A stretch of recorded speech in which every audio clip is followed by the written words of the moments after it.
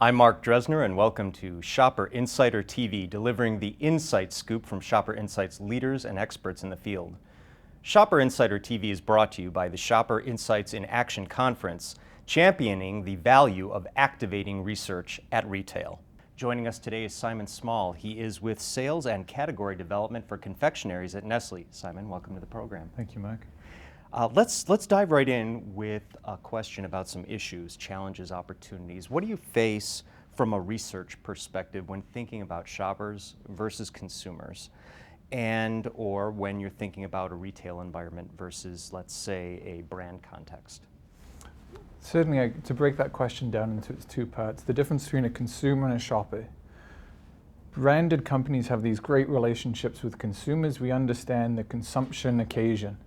The consumption occasion versus the shopping occasion, and how different that is, and the context of where a shopper's mind is versus where the mind is perhaps during that consumption occasion is poles apart in many categories. I think the challenge for us is to be understanding how we can link those two.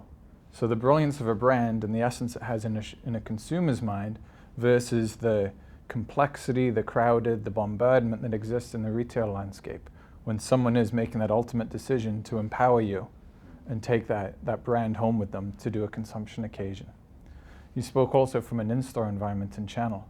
It's amazing when you consider the absolute variety of mind states, if you will, a shopper is going to be in, whether on the way home, when they've had the call that says, honey, please pick up, versus a very planful with a shopping list and engaged in a retail landscape. So the multitude of channels takes the same person and puts them into very different shopping states depending on the channel that they're shopping and obviously the mission that they've chosen that channel for.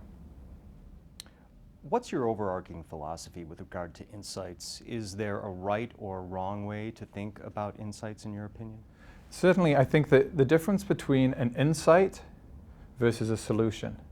If we go from metrics to understanding behaviors all the way up to an insight, but we stop there, we've failed. An organization is not as good as its insights, it's as good as its solutions. So to be able to link that insight into a tangible, actionable solution that you can partner with a retailer with to bring it to life in store. So I think fundamentally, if we break down the notion of understanding out to insight, but how that insight has to be translatable into a shopper solution that's channel or customer relevant.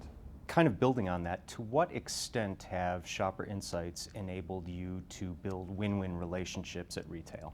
Perfect. I think, Mark, as you say, ultimately we all need to put the shopper at the center of what we're trying to do at store, both from a manufacturer standpoint, much less from a retailer. So to align ourselves on what will be the true measure of success. So what is the shopper behavior that we are actively trying to change? So is it someone's cognitive state?